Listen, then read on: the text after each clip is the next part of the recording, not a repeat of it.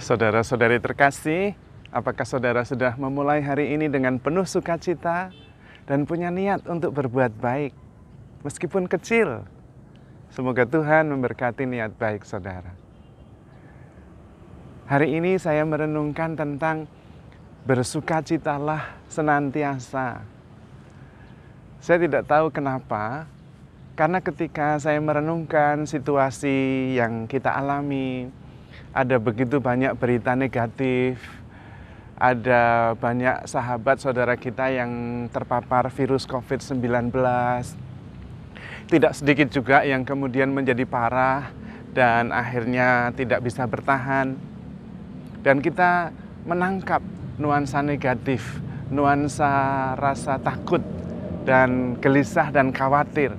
Dan karena itu saya berpikir, apakah saya bisa menemukan kekuatan, kata-kata penghiburan yang bisa meningkatkan sukacita kita. Dan kemudian saya mencoba mencari di kitab suci kata bersukacitalah. Dan ternyata banyak sekali di dalam kitab suci itu isinya bersukacitalah. Bahkan bersukacitalah senantiasa. Nah, lalu itulah yang kemudian melekat di pikiran saya. Kok agak aneh ya ini? Selain menarik, juga agak aneh. Menariknya karena dalam situasi seperti ini, bagaimana bisa bersukacita? Yang menarik yang kedua karena senantiasa. Dan itu berarti tidak tergantung pada situasi. Karena bersukacitalah senantiasa. Bahkan itu menjadi perintah. Kalimatnya itu imperatif. Bersukacitalah senantiasa. Itu ada di dalam 1 Tesalonika bab 5 ayat 16. Atau yang mirip itu dari Filipi bab 4 ayat 4. Bersukacitalah senantiasa dalam Tuhan. Bedanya cuma dalam Tuhan. Tapi dalam 1 Tesalonika tidak ada. Hanya dikatakan bersukacitalah senantiasa. Lalu saya mencoba merenungkan, apa ya bisa bersukacita senantiasa, terutama dalam situasi seperti ini. Dan ternyata bisa dalam renungan saya. Pertama, kalau kita menyadari dan menerima bahwa hidup ini adalah anugerah yang perlu disyukuri, maka kita bisa bersukacita senantiasa. Bersukacita bukan karena ada sesuatu yang menyenangkan, tetapi karena hidup. Nah, selama kita masih hidup, kita bersukacita. Kenapa? Karena hidup itu sendiri adalah anugerah besar yang perlu disyukuri. Hidup saja itu. Dan sekarang Anda yang hidup itu bersukacita harusnya. Meskipun Anda yang rebah di sebelah kiri, rebah di sebelah kanan, tapi Anda masih hidup, bersukacitalah. Nah, kalau hidup itu bisa kita syukuri dengan sukacita, maka bangun pagi kita bersyukur dan bersukacita. Karena masih hidup, masih bangun. Itu. Nah, kalau pagi bersyukur, bersukacita karena masih hidup. Siang, bersukacita karena mengalami pengalaman baru. Apapun itu. Mau baik, ya kita syukuri, kita bersukacita. Mau tidak baik, ya kita syukuri karena ini pengalaman baru, belum pernah kita alami. Kalau sudah, bersyukur lagi karena pernah mengalami dan sekarang mengalami lagi. Sudah pengalaman. Nah, kalau malam, bersukacita dan bersyukur karena bisa melalui hari ini dengan aman, dengan selamat, dan banyak pengalaman. Kalau toh hari ini berat, tetap bersyukur dan bersukacita. Kenapa? Karena kita bisa melaluinya. Dan kalau bisa tidur nyenyak, kita bersyukur, bersukacita. Berarti sebetulnya sukacita itu bisa, senantiasa itu bisa. Bahkan itu menjadi perintah, dan perintah kitab suci loh itu. Maka kita diminta bersukacita senantiasa. Di dalam lanjutan dari surat Rasul Paulus kepada jemaat di Tesalonika itu, 1 Tes 5:16 yang tadi bersukacitalah senantiasa, ayat 18-nya mengatakan alasannya, yaitu bersyukurlah dalam segala hal. Apa ya bisa bersyukur dalam segala hal? Ya bisa. Pengalaman baik, nah kita syukuri, gampang. pengalaman tidak baik kita syukuri. Karena dari pengalaman tidak baik itu kita menjadi lebih kuat. Nah, setiap pengalaman yang tidak baik itu adalah persiapan mujizat yang akan diberikan Tuhan. Karena mujizat itu tidak diberikan ketika kita sedang bahagia, tidak. Tetapi mujizat itu ketika kita galau, tidak tahu jalannya, dan sepertinya tidak ada jalan, tiba-tiba ada jalan. Nah, itu mujizat. Maka kita bisa bersukacita senantiasa dan bersyukur dalam segala hal. Dan memang sebetulnya tidak sulit. Karena kita diberi bekal untuk mempunyai kemampuan bersukacita senantiasa itu. Bahkan hanya dengan menjalankan apa yang sudah dianugerahkan secara sederhana. Maksudnya begini, punya mata yang untuk melihat, tapi melihat untuk yang baik-baik dan yang benar, yang menarik. Nah, mata untuk melihat. Hidung pakai saja untuk mencium. Apa saja yang wangi, yang tidak wangi, yang bau tidak enak, tidak apa-apa. Daripada tidak bisa mencium, malah kena corona. Ayah. Karena itu pakai sesuai dengan diciptakan. Maksud yang kita terima ini sebagaimana diciptakan. Hati pakai untuk mencintai. Mulut dipakai untuk tersenyum. Lah kalau kita lagi sedih, bagaimana bisa tersenyum? Bisa. Kenapa bisa? Karena kita punya mulut.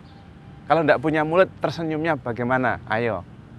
Jadi bisa, karena tergantung kita. Maka menurut saya, orang yang bahagia itu yang pagi bisa tersenyum, siang bisa tersenyum, malam bisa tersenyum. Pagi tersenyum karena bersyukur masih hidup, siang tersenyum karena mengalami pengalaman baru, baik maupun buruk. Pengalaman baik itu kita syukuri, pengalaman buruk menjadi pelajaran supaya kita lebih kuat. Senyum. Malam bersyukur, tersenyum, karena bisa melalui itu. Karena kita sebetulnya adalah pahlawan. Ketika kita bisa berhasil tidur malam hari dengan nyenyak, kita itu pahlawan. Kenapa? Karena kita mengalami sepanjang hari itu bukan hanya yang baik, yang tidak baik juga. Dan malam kita bisa tidur, berarti kita menang. Bisa tidur. Karena itu, sebetulnya tidak ada alasan bagi kita untuk tidak tersenyum, tidak bersyukur, tidak bersukacita. Nah, kalau kita miskin, Romo, bagaimana bersukacita? Menurut Tuhan Yesus, berbahagialah orang yang miskin, karena dia akan memiliki kerajaan Allah. Ayo. Lah kalau kita menderita, Romo, bagaimana bisa tersenyum? Berbahagialah yang menderita, karena akan dihibur. Ayo. Coba, alasan apa kita tidak bahagia? Alasan apa kita tidak bersyukur? Maka memang benar, kitab suci itu konsisten. Bersukacitalah senantiasa. Lah kalau ada pandemi, Romo, bagaimana kita bisa bersukacita? Saya mendengar banyak orang yang bersukacita karena pandemi ini. Karena kemudian bisa di rumah terus dengan pasangannya, dengan anak-anaknya. Ada yang justru malah mendapatkan rezeki lebih banyak pada waktu pandemi. Loh, ada itu. Loh, tapi ada yang tidak. Nah, itu bukan berarti berlaku umum. Yang satu bisa, yang satu tidak itu. Kenapa milih yang tidak, milih yang bisa? Nah, itu. Nah, kalau sakit, Romo. Sakit itu membuat kita bisa mengerti betapa berharganya sehat. Nanti kalau sehat kita jadi lebih ngerti bagaimana menjaga kesehatan. Ayo. Nah kalau meninggal, Romo, nah justru itu iman kita. Iman kita itu berdasarkan kebangkitan. Sia-sialah iman kita kalau kita tidak percaya pada kebangkitan. Lah kalau meninggal itu berarti kita bahagia, hidup selamanya bersama Tuhan. Ayo, apalagi alasan yang membuat kita tidak bersukacita? Karena itu bersukacitalah senantiasa. Tuhan justru datang ke dunia ini untuk menganugerahkan kehidupan kekal berdasarkan kebangkitan, kemenangan atas maut, penebusan atas segala dosa. Itu. Jadi kita harus bersukacita senantiasa, alasannya apapun. Bahkan tidak punya alasan pun kita harus bersukacita. Karena hidup saja sudah anugerah besar. Karena itu sungguh-sungguh sia-sia kalau hidup tidak dipakai untuk bersuka cita. Sebetulnya sepele, sederhana. Hati diciptakan untuk mencintai, tangan diciptakan untuk berkarya, kaki diciptakan untuk jalan, jangan diam saja. Jalan kaki itu juga membawa kebahagiaan. Sayang punya kaki tidak dipakai untuk jalan kaki. Banyak yang tidak punya kaki loh, pengen jalan aja susah. Ada punya, nah kita yang punya jalan kaki.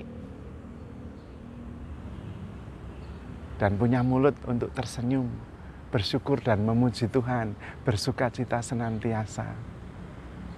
Berikan semuanya yang terbaik sampai habis. Kalau sudah habis, ya sudah, kita sudah menyerahkan segalanya yang terbaik. Dan Tuhan akan menyempurnakannya, karena Tuhan sangat mengasihi kita. Kalau saatnya sudah tiba, tidak masalah. Karena kita sudah diselamatkan oleh Tuhan. Hidup tidak berakhir dengan kematian, tetapi dengan kebangkitan hidup mulia sempurna bersama Tuhan di surga. Nah, justru itu inti iman kita. Untuk itulah Tuhan susah-susah jadi manusia, terus wafat di kayu salib. Supaya kita punya iman bahwa hidup ini tidak berakhir dengan kematian. Tetapi kematian adalah pintu gerbang masuk dalam kemuliaan, hidup yang tidak mengenal derita dan maut. Tetapi hidup sempurna bersama Allah, bersama dengan Tuhan Yesus yang sudah mengalami kematian dan menang atas kematian itu dan bangkit dan menganugerahkan itu kepada kita berdasarkan pengampunan dosa. Lah persis itu inti iman kita. Karena itu bersukacitalah senantiasa. Sehat, sakit, senang, susah, senyum. Karena kita bisa. Nah, itu mulut-mulut kita sendiri kok. Karena itu, mari kita bersukacita senantiasa. Tidak ada alasan untuk tidak bersukacita. Termasuk dalam masa pandemi ini. Apapun yang terjadi, bersukacitalah senantiasa. Syukur kalau kemudian ditambahi. Bukan hanya 1 Tesalonika 5:16, bersukacitalah senantiasa, tetapi Filipi 4 ayat 4, bersukacitalah senantiasa dalam Tuhan. Nah, kemudian kita penuh utuh. Pagi ya senyum, siang ya senyum, malam ya senyum, tidur aja dengan senyuman di bibir kita. Karena kita sungguh-sungguh dikasihi oleh Tuhan. Maka handle yourself with care because you are loved. Tuhan memberkati.